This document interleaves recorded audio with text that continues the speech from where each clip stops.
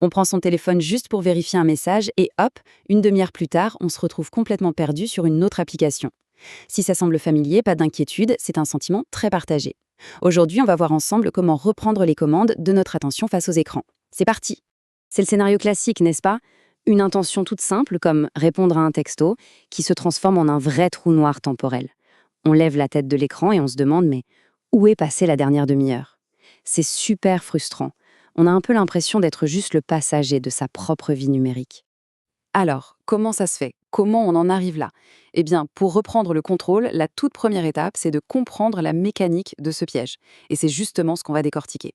Le cycle, il est quasiment toujours le même. On sort son téléphone pour un truc précis, genre vérifier la météo, et paf, quelques instants après, on est là en train de scroller des vidéos à l'infini sur une autre app. Et le pire, c'est qu'on n'a aucune idée de comment on a bien pu atterrir là.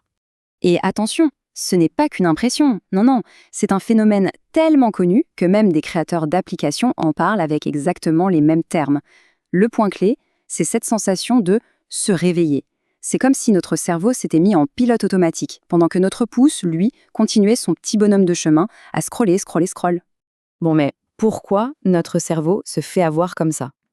La réponse, et ça c'est super important, ce n'est pas un manque de volonté, non. C'est une habitude inconsciente qui a été, en quelque sorte, piratée par des mécanismes conçus exprès pour capter notre attention. Pour bien mesurer la puissance de ce mécanisme, il faut regarder ce chiffre. 75%. À quoi ça veut bien correspondre dans notre usage du téléphone? La réponse est assez folle. Eh oui, les 3/4 du temps où on déverrouille notre téléphone, on le fait par pur réflexe. C'est un tic en fait. Un automatisme qui est tellement ancré qu'il n'y a même plus besoin de pensée consciente derrière le geste. Alors, comment elle fonctionne cette fameuse boucle? C'est tout simple, mais redoutablement efficace. D'abord, il y a le déclencheur, par exemple un petit moment d'ennui dans une file d'attente. Ensuite, la routine. Hop, on sort le téléphone et on ouvre une app. Et enfin, la récompense. Une petite dose de nouveauté qui vient tout de suite calmer ce sentiment d'ennui. Face à ça, le premier réflexe qu'on a tous, c'est de se dire « Bon, allez, c'est décidé, maintenant je vais faire un effort et je vais résister ». Et ça, c'est l'erreur la plus courante et la plus inefficace. Penser que la volonté seule va suffire. Et voilà pourquoi ça ne marche pas. Compter juste sur sa volonté, c'est comme essayer de retenir une vague avec ses mains. C'est complètement épuisant et au final, on se fait quand même emporter. La bonne stratégie, ce n'est pas de retenir la vague, c'est de construire une digue. C'est-à-dire mettre en place un système qui rend la distraction un peu plus difficile à attendre. Et le mot-clé de ce système, c'est la friction. L'idée est toute bête. On va volontairement ajouter un tout petit obstacle, un micro-effort, juste avant l'action automatique. Et ce petit effort, même minuscule, va agir comme un ralentisseur. Il va nous forcer à reprendre conscience de ce qu'on est en train de faire.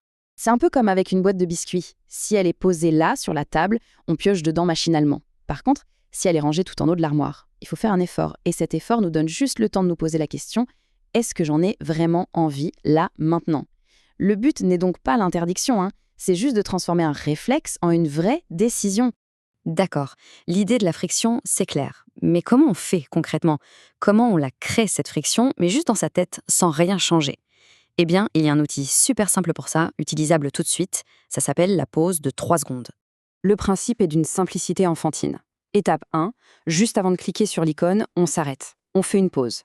Étape 2, on prend une respiration et on se demande pourquoi est-ce que j'ouvre cette app, là, tout de suite.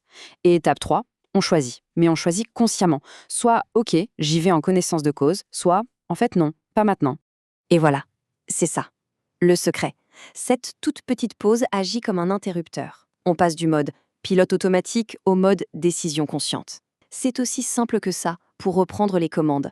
Et le plus intéressant, c'est que cette compétence, une fois qu'on l'a, elle ne sert pas que pour le téléphone, loin de là. On peut la transférer à plein d'autres domaines, le travail, l'alimentation, partout où on a des automatismes qu'on aimerait bien questionner. Mais au fond, pourquoi c'est si important? Eh bien parce que ça change la donne. Ça permet de reprendre le contrôle sur son temps et son attention. Ça veut dire moins de frustration et un vrai sentiment de maîtrise de ses choix.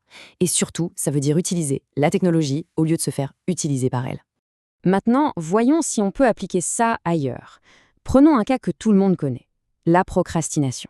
Comment est-ce qu'on pourrait utiliser ce principe de friction quand on n'arrête pas de repousser un devoir important? En fait, c'est exactement le même mécanisme, mais utilisé à l'envers. On procrastine parce que la friction pour commencer la tâche est trop grande. Donc la solution, c'est de réduire cette friction-là. Par exemple, en préparant toutes ses affaires la veille pour que le démarrage soit hyper simple. Et en parallèle, on augmente la friction pour les distractions. Par exemple, en mettant son téléphone en mode avion, carrément dans une autre pièce. Pour conclure, voici une petite expérience à tenter sur 24 heures. Le défi, c'est le suivant. Avant de déverrouiller son téléphone, faire une pause et se demander « Quelle est ma mission ?» Noter les réponses peut être vraiment surprenant, on découvre souvent beaucoup de choses sur ses propres habitudes.